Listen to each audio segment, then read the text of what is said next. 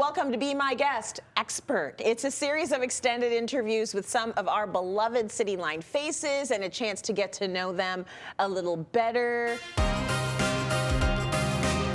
Listen, I know this one very well, as is, but now you're going to get to know her a bit better. I usually say we get into everything from FAQs to TMI, but with T, I feel like we're going to stay probably on the TMI side of the conversation for longer than typical. We're going to get into it.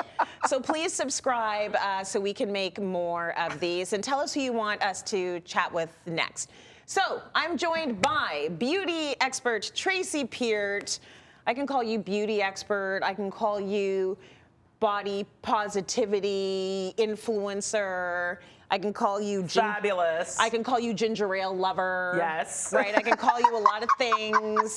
Television and film critic. Remember, you were really into that at some point. So how far do we go back now? Because we go back before Cityline. Before Cityline. So I started with City in 2006, but I just worked weekends. Yeah. I met you in 2007, though. That makes sense. And when you were reading the news. Yes. And you would do BT, and then you would run back to the station. Yes. To go get your makeup done so you can read the news. And that's when I started to do your makeup. That's when you started, so 2007. And I think it was 2007. That makes sense, because the next year would have been Cityline, and I asked, and Dina Pugliese asked, and we were like, we want Tracy Peart to do our makeup for BT and for Cityline, and that would have been 2008 and beyond. Yeah. So that's like, what, 16 years if it's 2007? Yeah. I'm not the greatest at math. Yeah. 16 years. Holy smokes. Yep. It's been a long time. What'd you think about me when you first met me? I thought you were quiet. I couldn't have been more You thought wrong. I was quiet. Here's the thing. So when you first come in, at the time, you have to sort of shadow someone. You're in training. Yeah. That's right. I did. I had to go through training. You were very more quiet, passive, watching whoever it was that was doing the training go through the paces. I couldn't really get a read on you, and you know how I am. I'm not really looking to get a read on anyone until it comes to the point where I actually have to start caring. So I thought, oh, nice, she's here, and that's it. But when I think back, you are right, because I was being very quiet because I was just observing everything and watching everything, and also just learning who's with who's friends with who's this and that. Who's mean, who's nice. Yes, I was just really paying attention to that stuff. So you're right, I was a little bit quiet. I thought you were serious. Yes. Until I started to. Oh, please. Thank you very much. I'm a serious I thought she was very journalist. serious, people, until, I don't know, I just maybe a few weeks in, and we started to joke around and have really silly conversations, and I was like, she's not serious at all. She's really silly. When we realized we have the same stupid, very silly sense of humor, and I was like, oh, okay. I didn't get that impression right away from you, though. I thought you were newswoman, very serious, and I was like, no, she's not at all. I think that's what I want people to think. Right, because that's what you presented to me. Yes, I don't think I necessarily definitely don't get into the silly like you and me, and we can get really silly. Sydney, my son, same silliness, very silly. I don't necessarily show that to everybody. Yeah. Do you? No, well, I don't really show that to everybody too. Because you shouldn't. Keep it to yourself. I don't. I show it to you. I showed it to you. I showed it to Dina, my family. But yeah, there's a few people who seen a certain level of how silly I can get.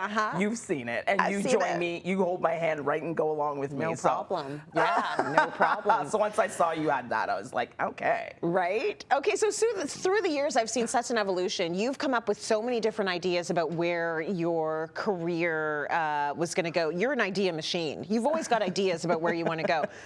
We did Wake Up Makeup for a while on Cityline, where you'd go ambush people and give them makeovers at their house. You have done fashion segments about body inclusivity with Eva Group Basic. You had a blog at some point. You and I were even doing reviews for The Bachelor. Yeah, Do you remember I had an that? app at one point too. You had an app remember at that? one point?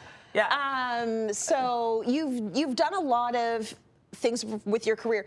Did you see it going the way it has gone? No, not at all. Did you know you were going to land where you are now? And where are you now?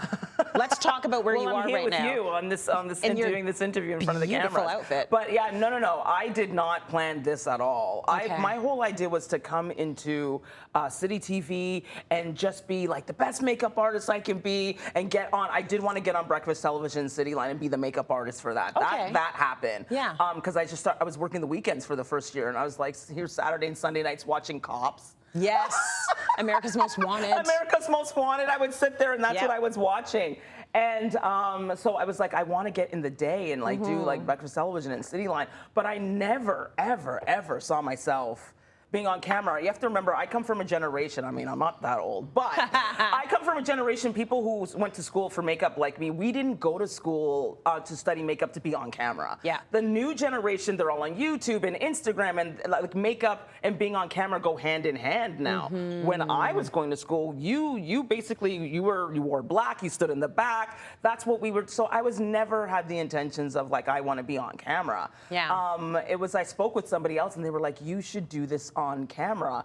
And I came to you one day, finally, you were like, I was waiting for you. That was your response. I don't know if you remember, but you were like, I was waiting for you to come to me with this. And I was like, you thought of this? I didn't even think about it. It did not cross my mind. And the person that told you should do it, she's like, you got a big mouth. Yeah, she goes, you got a big mouth. Right? And you're like, hey. And she's like, no, use it. Yeah, she's like, use it. She goes, you talk a lot. And she goes, you should be doing makeup but talking on camera. Yeah. And I was like, oh, really? It did not even cross my mind. So I did not plan this. I think it's good. It's good to have those people in your lives that can see things that you haven't necessarily even thought of for yourself. Yeah. And you've really taken it, grabbed it, and like gone to the next level with it. So is there something that you want to do that you haven't done yet?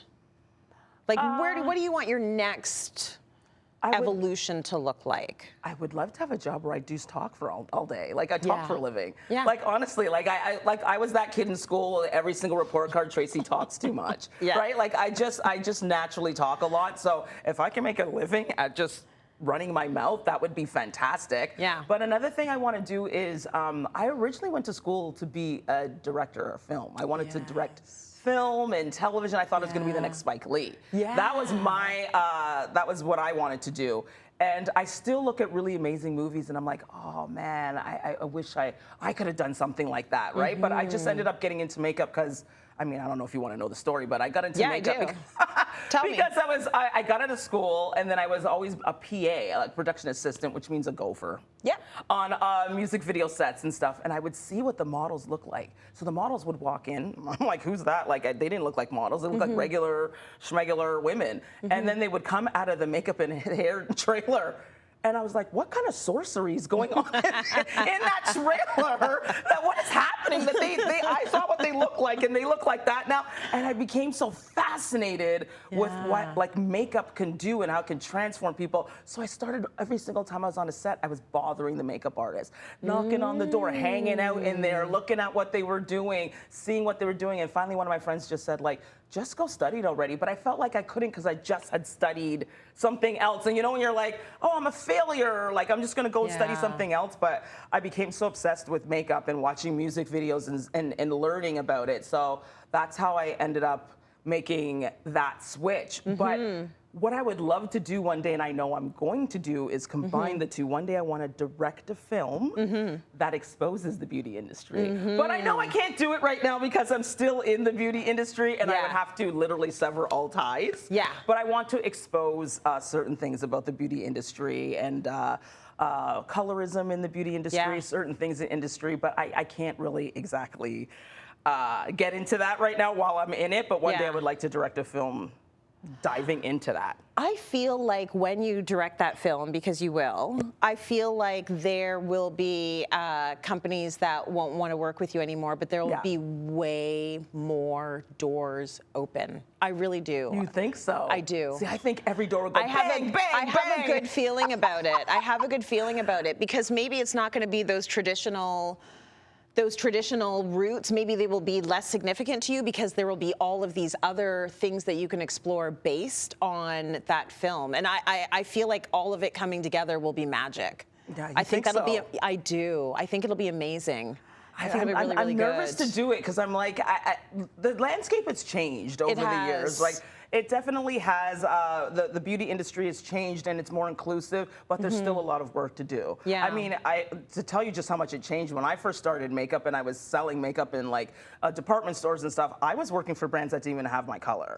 Like I was literally selling makeup for brands that didn't even sell my foundation color. And women who looked like me would come up to me and thinking they found some safe haven, like, okay, help me. And I'm like it was embarrassing. How mortifying. It's mortifying. And it's not your fault. It's not my fault. Like, what was I going to do? You have nothing to do with it. I had it's nothing a job. to do with it. It was very limited brands that would have like my colors. And then as I started to build my career and go to events and speak to brands and stuff, I would get the answers. Like, as I would delve in, like, why don't you have darker shades? Why don't you have these things? And I would get told things like, well, it doesn't sell. It doesn't matter. It doesn't, like, you know what I mean? Like, they would literally look in my face and say these things. Like, in other words, your shade doesn't matter. It doesn't sell. Why would we produce that? You know, like, so things like that. There's so many things that in the industry that I know, being on this side of it, that I would like to expose. But like I said, you're biding your time. I'm biding my time, but one day I want to flip the table. Do you find that tone has changed, though? Let's say post-2020, because that's the day the world woke up and realized, oh, racism. So do you feel like more they would be hesitant to say something like, it doesn't exist because it doesn't sell? Or invite you to be a part of an event where they don't even have your shades? I think it is changed, but it's still a little performative.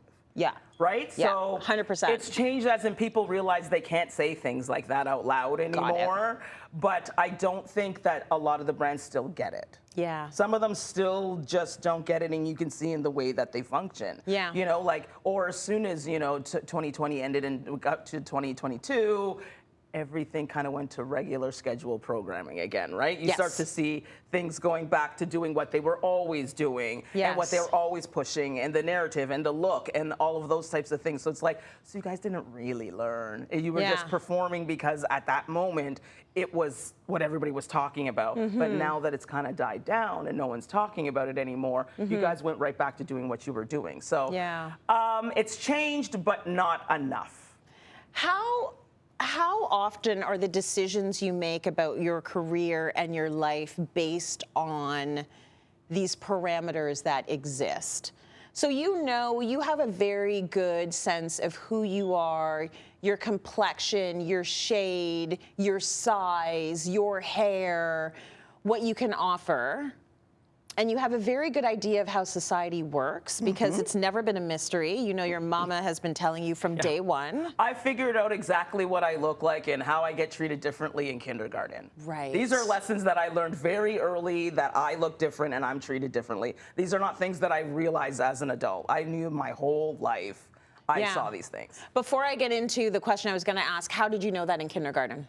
Because whenever I would do something, and then, I mean, I'm just going to be blatant, and the blonde girl does the same thing beside me, I'm getting put in the corner, I'm getting treated harshly, and that little girl doesn't get the same treatment. You start to, it's not said out loud, you just start to pick up on these kids can act this way and these kids can act that way. When we do something, we're treated harsher. Yeah. And when they do something, it's kind of just like, oh, it's treated lightly. It's a slap on the wrist type of thing, right? Yeah. So those are little things, like, as a kid, you have eyes, you see. Yeah. You start to pick up on, I'm different. Okay, I'm gonna be treated differently. And as you get older, you start to just see, even in your own community, you see certain things with colorism and things like that.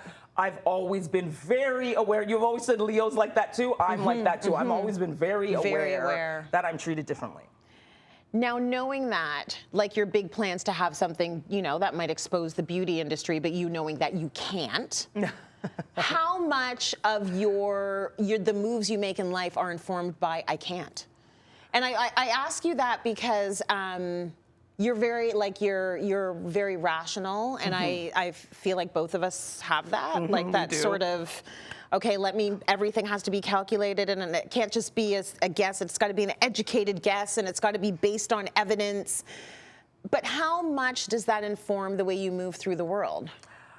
I would say not a whole lot, because if I really did look at like limitations, I wouldn't be even sitting here right now. Right. I wouldn't. Yeah. I wouldn't. There's a lot of people who told me that I can't do things. Yeah. There's a lot of people who say it directly or they say it indirectly, like kind of directing you another way, so making other suggestions. Some people just flat out say, that's not for you. That's not going to work for you. Yeah. So I don't really listen, and I actually get challenged by things like that. Like when people think I can't do something, I'm like going to sit back and watch. I'm going to do it.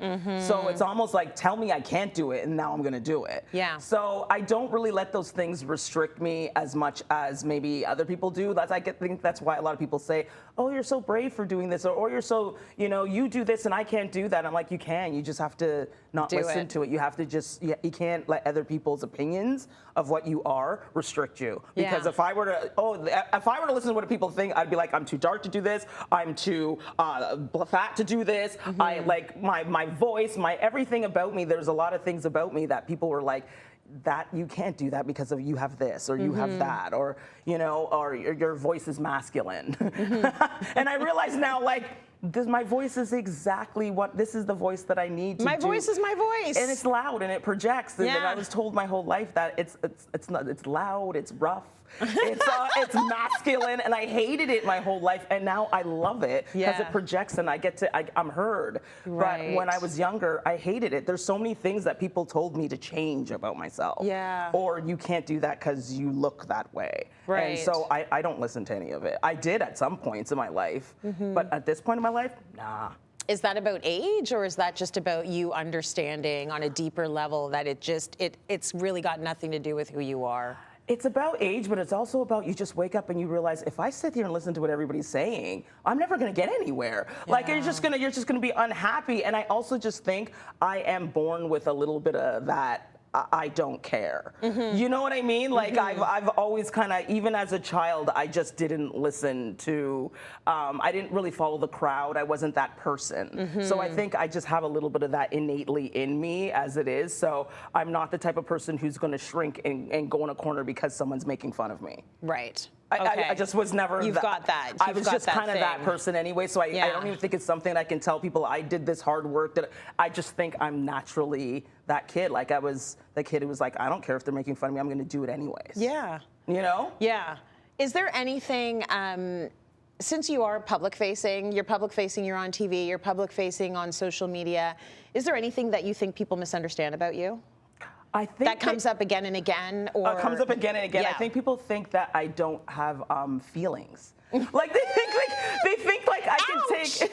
They think that I can because I have a big personality that they can say anything to me, do anything to me, and that I won't be affected. Yeah. Just because I find myself to be a tough person, it doesn't mean that you can say anything to me that you wouldn't say to that person because maybe you think that person's sensitive. But Tracy, we can just hit her in the knees with it, and she can take it. I think that's the misconception. It's like, no, treat me like them. I still have feelings, So I think that's the misconception. Is people think they can just walk up to me and say whatever they want or be harsher with me, and that I will be able to take it. Yeah. And I probably can take it, but I don't want you to assume that I can. You shouldn't have to take it. You know what I mean? Yeah. So that's, I think, a misconception is that people think that we can do what we want with her and she'll be able to just handle it. Because look at her, she's got a big personality. That doesn't mean I don't go home and cry. I'm a human being like everybody else. So that, I think, would be the big misconception. Yeah, that's a good one. Okay, so let's talk about your voice. You got a big voice. You like to use it as well to talk about reality TV, which is one of your passions and loves.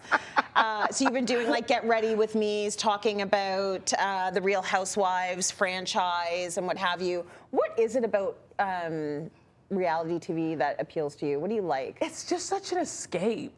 Okay. It's just like, who do you know that lives like these people? Like, you watch these shows and you're... Nobody. Right. Like, you're just like, they're rich and they're silly and they're getting themselves in these silly arguments. And it's like, it's just an escape. Like, you watch it and you're just like, this is just so silly.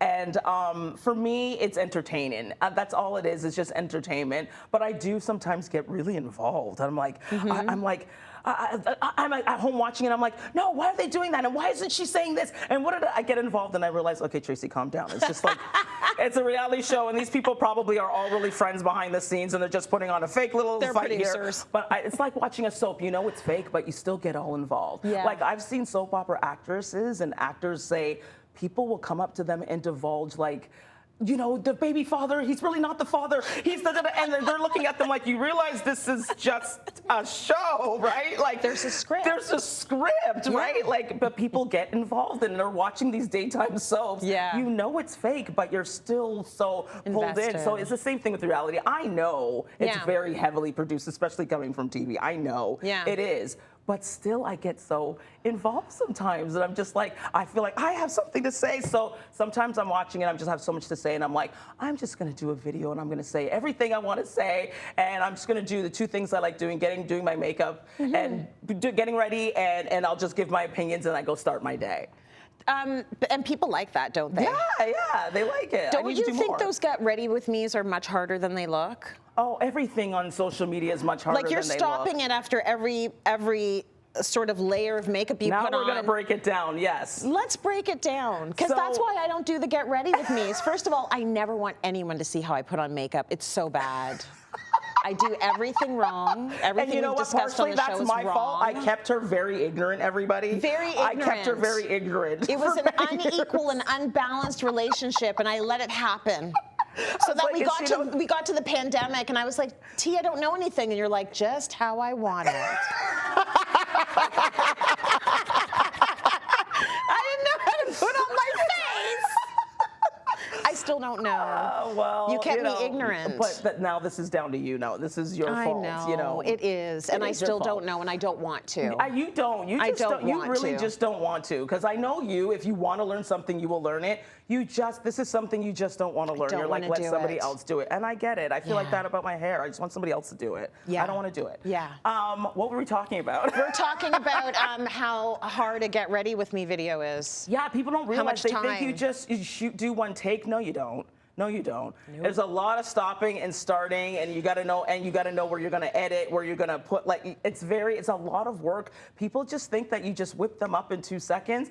And hair videos, like where you have to do products with hair. I have to give you props for those. Those are the hardest ones. Those are the hardest ones. Now, like, you will just go on my Instagram and see, a lot of times I just put on an outfit and I literally do one take and I'll say, this is what I'm wearing, guys, da-da-da-da-da-da, and end it. And it's one take and it took 1 minute because I just can't stand the editing and the twirling and all the stuff that goes into it. People just don't understand how much work it goes into it. I'm not whining, but I'm just saying people think that doing the social media videos are easy.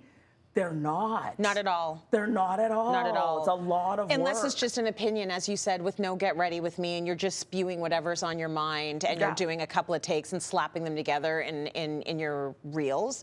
Are you finding, like, do you keep dipping your toe into different things, social media wise, to land somewhere that's going to be a perfect mix of engaging and easy-ish, but also doing what you want to do? Yeah, so like, for instance, the reality videos where I'm just getting ready, that is just something, honestly, I just wanted to do. Yeah. Because it's not strategic. It's not like, oh, I'm going to go in that direction. I just like watching reality shows. And I like going back and forth with people on social media about it. So I was like, I'm just going to combine what's going on at the time, and getting ready with me is what everybody's doing. So I combined the two. But some of them, it is more strategic. But even with the plus size fashion, remember in the beginning when I was getting the clothes and me and you would go in the back alley and just take pictures of the clothing, I didn't have a goal of like, this is going to be all over my social media and I'm going to start to do plus size fashion, and that was never my goal. It was just like, I got a couple of pieces of clothing, I took pictures in the alleyway, and then people started to be like, we want more, we want more. Till this day, I think people like to see more of my fashion than they like to see anything else. Got it. They always want to know what I'm wearing. That's the thing that people want. It's always going to be a big seller. People are going to love it. And you know why? Because plus size fashion is very limiting. Yeah. Right? So I think that's exactly what it is. Like, so people are like, what are you wearing? We get so desperate. We're like, oh, they're wearing something nice. Where'd you get it from? Right? So I think that's why, like with makeup, people still want to hear makeup tips, but the makeup industry is so saturated. Right. Whereas it comes to plus size fashion, especially here in Canada, it's very hard to find outfits. So when you post something cute, you get a big big reaction. Like people are like, where is it? Yes. And if it's sold out, ooh, people get mad at you. Okay. People get mad at you. They're like, it's sold out. Why would you post it? And I'm like, I'm Sorry. sorry. You know, it's gonna be. But I think that's why. Yeah. I think that's why. That's cool, though. There's so many different directions that you've gone in. So fashion, television, makeup. You know, from time to time, you will talk about racism, and there's a lot of different areas that you can go into. Is there something, like, what is the perfect balance for you right now in terms of what you're doing on air, what you're doing off air? Are you still a makeup artist? Do you still do people's faces? Because that's how this whole thing started. She's calling me out now. Not really. Not really. You're not really doing makeup. And are you No. comfortable with that? Yes, I've done it Okay. for over 20 years. Oh, you're done. Yeah, You're so done. I'm kind of, you know, Moving on. Moving on. I like presenting. I like talking about it. Yeah. I have enough years behind me where I can talk about it as an expert. Yes. But doing it on a daily basis, You don't have to do it. I don't have to do it. It's not that I'm sick of it. It's Yeah. just there's more things to do. There's more things to do. So I was getting my makeup done this morning by a woman who is replacing the makeup artist who replaced you. And she said, so did Tracy Peart retire? I go, I feel like she's too young to use that word, but yes. Kinda, yeah. Yeah, she's moved on. There's other things she can do. There's, Yeah. you know, there's other But I things that you can love do that you makeup. very much enjoy that takes less time. That's going to also include your passion and what have you. I want to talk about vices. Uh-oh, I got plenty. Do you? Yeah, come on, you know me. Well, what are your? Don't be polite. Let's do. I don't know. Maybe they're just not the regular vices. So let's go back and forth and we'll do our vices. Okay, you start. Okay, so mine is going to be drinking. Okay. Yeah. Your vice is drinking. Well, I drink. I mean, I don't think I drink excessively, I don't think you especially drink now with the excessively. hot Yeah, no. flashes. Like, I probably talk about drinking more. Yeah, Jules, I'm on the chair. I'm getting comfy. I think that I talk about drinking more than I actually drink. Yeah. But what I try and do is save it for Fridays. Like, I'll open a bottle of wine on a Friday and relax, knowing I don't have to get up early the next morning. But it's still a vice, especially as you get older. It dries you out, like it's dehydrating. It's harder to metabolize. It's terrible when you're in perimenopause. Like, all of these things are brutal. So drinking, that's mine. That's one I wouldn't know That's my about. first one. I wouldn't know about drinking because anybody who knows me knows I don't really drink. This is a dumb question, but have you ever tried drinking and you were just like, no, I'm turned off? Here's what it is. It's not that I don't drink. Okay. Right? If I'm at a party and someone brings me a drink. I've gotten you a drink before. Yeah, I will drink. I'm just not someone who will ever purchase alcohol. Yeah. Like, that's not something I'm going to go spend my money on. Yeah. Here's what it is. It's not that I have a drinking problem, because a lot of people think, do you have a drinking problem? Is that And what you have it to is? stop. Do you need to stop? It's none of that. It's I don't like the taste. You don't like the taste. I don't like the taste of alcohol. To me, Yeah. it tastes like poison. I'm looking at all of you drinking like beers and all these drinks and wine, and I'm like, how can you drink it? To me, it tastes bitter and it's not pleasant. Okay. So for me, I have a sweet tooth, so I like things that are sweet. So if the alcohol is like a cocktail Super with an sweet. umbrella in it and it's sweet and you Yeah. can hide the taste of it, I'll put those back. I'll Yeah. drink, Yeah. right? And I've gotten myself in trouble that way because I'm like, Yes. I'll have another and another because I can't taste it. And so Yeah. it's not about like, oh, I don't want to get drunk. It's not about that. It's Yeah. about I just don't like the flavor. So it's not about losing control. It's not about any of that. No, it's not Yeah. about that. Do this on I that like- side, other side. This side? You know I how like I the knew effects that. of it. I like the Oh, you effects do? of it. Oh yeah. Yeah. You get a little loose. Yeah. But I, what you know, how many times I've been at a party with you and people think I'm drunk and all I drank was ginger ale. Yes, because you have a drunk vibe without even an ounce of liquor. Yeah. In People your will be like, body. she's on the table dancing, and I'm like, I But had ginger ale. literally on the table dancing. Yes. I have videos of that. Yes, she does have videos of that. And she's high on ginger ale. Remember the last ball we went to, and I had partied with you at some point, and you came back and found me, and I was dancing by myself. Yes. On a stage. Yes, with a cameraman. It was wasn't drunk at all. He had the sun gun on and was like focusing on the private dancer. Yeah, for me, it's like when the music is right, I have a good time. I don't need alcohol. You really so some people are don't. like, oh, I need to have a couple of drinks. Either. I don't like need it. I know. I understand that. I like it. Okay, so is there any? So alcohol is not a vice for you. Not a vice. Food is a vice for me. I mean, food is a vice for you. Anything fried. But specific food, like what do you love? I like a good hamburger. Oh, I love hamburgers too. I love hamburgers. Yeah. I like tacos. Me too. Like anything fried. If you throw anything in a fryer and pull it out, I'm gonna eat it. Yeah. So I have a lot of vices when it comes to food, but just I'm so glad I'm not into alcohol because that's another like. You don't need to add it to the list. I don't need to add it, and I don't need to add coffee. Coffee's another one. I have coffee. I don't drink coffee. Coffee's not a vice. It's a vice. No, it's not. It's a vice. I hate all of you guys. I hate to break it to you. It's a vice. Some of you guys are drinking like how many a day? I have a coffee a day, maybe two. Okay, one coffee day is fine, but some people drink a lot, and it's a lot of money. And I'm like, I'm so glad that's a vice I don't have. It's money. Because I don't like the taste of. I don't like. Here's another weird thing. I don't like any hot beverages. No hot bevies. I don't like tea. I don't like coffee. You're a real weirdo, you know. So listen, you don't do any hot beverages, but why don't we talk to them a little bit about yawning? Oh, wow, you're going to call me out like that? Yes. I don't like when people yawn around me. I don't like the sound of it. Right? Julia. There is a name for it. I just don't remember the name of it now. But she gets upset. I do. Like if we're in her jurisdiction, like in the makeup room. She's calling me out. And it's early in the morning, and I haven't yawned in 15 years, 16 years, because now I'm so used to it. I start to yawn. I'm like, oh, don't yawn, and you're not even here anymore. I'm traumatized. The sound of it, I can't stand listening. And then when someone wants to insist on talking through a yawn, it drives me insane. Like if you really want to drive me nuts, you talk through a yawn while you're talking to me. I have to get up and I have to leave. I can't. Well, you know, you don't like the sound of people chewing. That's right. And it wasn't until you equated the two together. You're like, you know how you feel when you can hear someone chewing, snapping, mushing the food. Yes. All of that stuff, and I'm like, yeah, because I feel like I'm almost homicidal. Right, you want to hurt I feel like the person. I want to hurt something. Yes. And you're like, that's how I feel when people yawn. I was like, oh. Yes. That's when I got it. That's my weird rule in the makeup yawning. room. Everybody in the makeup room, like, if you're yawning in here, you got to go. I don't like it. Don't do it around me. Especially don't do it in my face. We're all traumatized by that, by the way. I know. Yeah. So I still don't yawn in the mornings. Tammy Sutherland, you're the worst.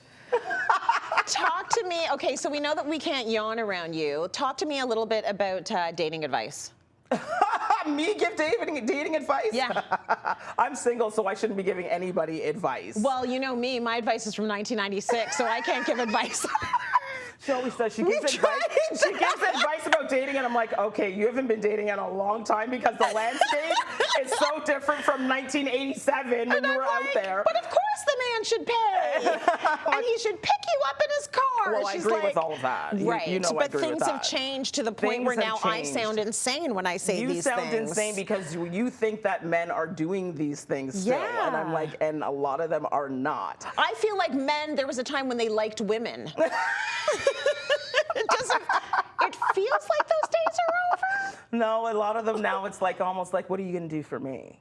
The tables have turned. And that's what I'm trying to say to you. And I should have grabbed somebody when I had the chance back then, but I thought, oh, you know, back then it wasn't that hard. It wasn't that hard. Remember we would go to clubs? It was easy. You got numbers. You used to play games with your friends, like, let's see who's going to get the most numbers. It was easy. Yeah. Guys came up to you, they bought you drinks, your friends drinks. Yeah. So I thought, okay, you know, let me focus on my career, and I'll go back to getting somebody later. The landscape changed, everything changed, the apps changed, online dating options became something. Yeah. So it's like, it's a very different, so that's why I laugh when you give me advice now. I'm like, you don't understand. The landscape is different. The men are different. They act different. They don't do those things that they did when we were out and we were young in the club, and the way that they earned your phone number, earned your time.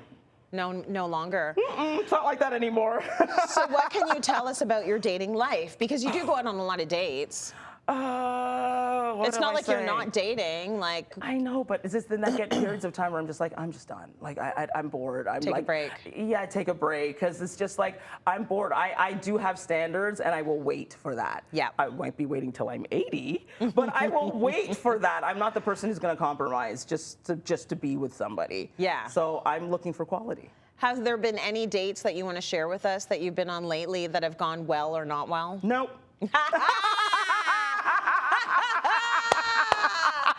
Got it. No. Big fat no. Nope. We're not talking about that. Okay, so what if you Do you think I'm too harsh? Because I used to come and tell you all my dating stories. Girl, I don't know. Do you think? Because Because sometimes you'd be like, why don't you give him another chance? And I'm like, no. I know, and I feel like a bit of a hypocrite because I feel like if I was in your position, I don't know if I'd be giving him another chance. Right. So it's really like it's difficult for me to try and figure out what the right move would be and what I would actually be doing if I was in that situation, which is why now I just I back out of the advice. Like I don't really know, I don't know what to say about that when it comes to dating. It's a very different landscape. Because you've heard my stories. You hear the landscape is I've heard a very lot different. of dating stories, you know, and it's like, so things shifted. This whole idea of bringing in options and gamifying dating. So it's like a swiping and it's fun and it's also the same game as look at how many numbers I got, but now it's almost like the dudes are running the game.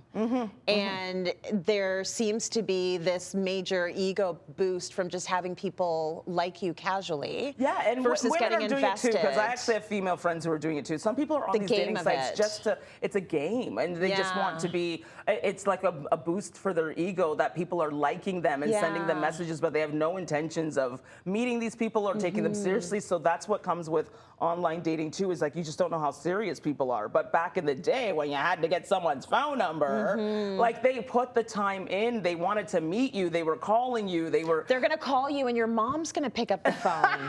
That's an investment already. Yeah, like hello, Mrs. Moore, is Tracy home? Yeah. Who is this?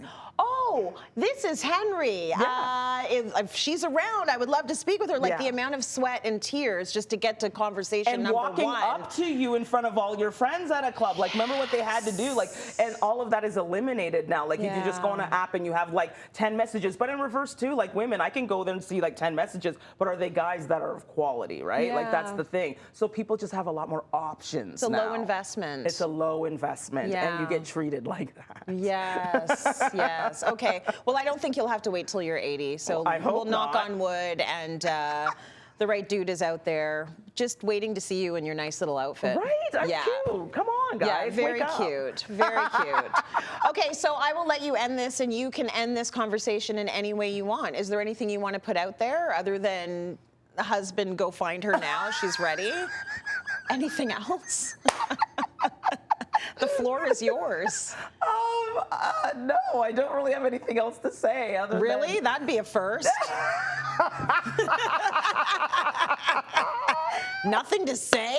That's why I was shocked when you were like, she was quiet when I met her. I really did think that. But I know, but I was very wrong. I was very strategic when I first started. But also, you can't just show everybody who you are immediately. Not everybody's like that. Some people are like that, and you get the whole person right away. No. That's not who I am that's either. not who either one of us are. Yeah. We're both like a little reserved. You gotta and then, work your way and then we fly out of there. Like I get shot like out of a cannon. Once you know who I am, it's like, hey, everybody, look at me. This is who I am. But yeah, you're right. Quiet. No, I have nothing to end this on other than, I don't know, keep watching my segments. I'm fabulous. Keep watching her segments. Keep following her on Instagram. Have you ventured into TikTok territory yet? You know me in TikTok. It's a love-hate. Yeah. Like, I just don't understand it. Yeah, me too. I don't get... No, you have a pretty good handle on it. I do. I jumped on last summer, and I amassed a bunch of followers, and then I jumped back off. It was too much for me to navigate all of these different platforms. So which one's your favorite? Mine's Instagram is really the only one I'm properly invested in. That's mine. I gave up on a lot of the other ones. Yeah, I'm not on Twitter anymore. Me either. Right? I completely abandoned it now. Gone. I can't even tell you the last time I sent out a tweet.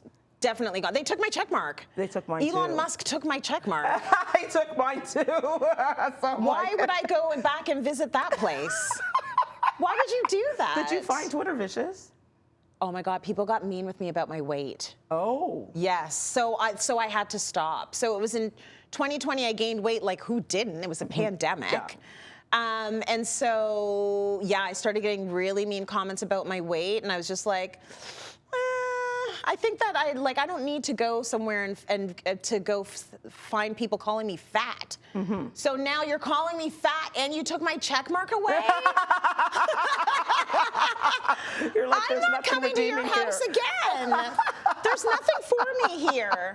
So I'm done with Twitter, and yeah, it's mostly Instagram. It's so interesting. I think it's because the way you started the show and because you gained weight, you got such a reaction. I came into the game this weight, so I don't really get that reaction. So I guess people came to know me this way, so they're not like, "Oh, you're so fat." Well, you met me fat. Like that's the way it is. So I don't get any of that. Yeah. So I'm blown away at how much you get. Like the minute you put on 5 pounds or something, people you can't are all change. People you can't change. Yeah. It's also like people that go through major weight loss. Yeah, that's what we talked about. They get a ton of attention that maybe people who have been skinny their whole lives don't necessarily get. Because it's like, oh, you had a change. Right. A change happened. And also, evolution or a because me and you devolution. have said this a million times, like if Lizzo ever were to gain weight, lose weight, or like even with Adele losing weight, like people who were bigger and then they lose weight, you're gonna get those people who are mad at them also for doing it because they feel abandoned. Yes. They're like, you were one of us. How dare you? How dare you? You lost weight. You can't win. You can't change yourself one way or the other. You're going to get celebrated for losing weight, but you're also going to get hate. And then also if you gain weight, some people are going to be like, yeah, great, you're healthy, and that's great, and oh my God, you're one of us.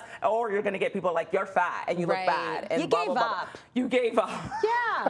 You gave can't up. win, and that's so sad. It's so sad. It is sad. That's why I don't you really follow have to. anybody because of that. Like, there's nobody that, like, if they gained weight or lost weight, that I'd be, like, angry at. No. You know what I mean? I'm following them because I like their content. Like, I know. not because I'm looking at their body in a way that, like, I would be judging it if they changed it. Well, actually, I'm going to be honest about this. When someone goes through a major weight loss transformation, and I've been guilty of this in the past, and they really lean into it, and all of their content becomes weight loss, I do tend to look away. But that's different because it's all of their weight, all of their content becomes that. Now, I understand that. Now you're bored because you didn't originally follow them for that. Bored and a bit triggered. Okay. Yeah, like I don't actually need to see that. It's not helpful for me. It's not helpful for my brain or my body. So you do your journey, and I'm not mad at you, but I'm going to look over here. With my slice of cake. With my cake and my wine. I don't get triggered by that stuff. I just like. Yeah, I get triggered. I get triggered by other things. Like, listen, Yeah. Instagram triggers me in other ways. Like, if I see people doing really well sometimes, and like we're kind of like on the same level, and I feel like I'm not doing. They leapfrogged or something over you. They leapfrogged over me, and it's so silly because it's like everybody has their moments and their dips and their their peaks and valleys. Yeah. But I've had perfectly good days ruined. Yes. Because I'm sitting there having breakfast and I'm having a great, fabulous day, and I open up Instagram and I'm like. And I start comparing myself. Yeah. And I see somebody got this, or someone bought a new home, or someone did this, or someone did that. And you start to compare yourself like, I haven't done that yet. I haven't reached that milestone. I haven't done that. Why did that brand pick them and not me? Yeah. Why did that? Then your mind goes through all of these silly things, and now your day's ruined, and you were having a good day. Like, and that's why I'm like, put the thing. I don't really go on social media that much anymore. It's good. It's better for your mental health. For that reason. It's way better for your mental health. I can't imagine what teenagers go through. And we're having this conversation, and it'll be aired on social media. Just watch this and turn it off. And turn it off.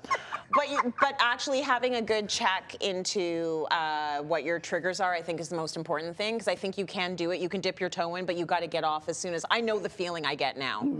So now it's like, okay, I got to put it down. And sometimes it's hard to put it down because it's an addiction. But I have to go now find something else to do. Maybe that's walk the dog. Maybe it's read a book. Or but mute it's not the person making me for a feel while. good. Or mute them. Often I mute people and I don't unmute them. Oh. Yeah, I forget. And it's like, oh, so maybe that was a good idea. I've muted quite a few people. I hope I'm not muted. No! No! I'd probably just put in your comment section, triggered! You're like, oh, okay. Triggered! Like, what did I do?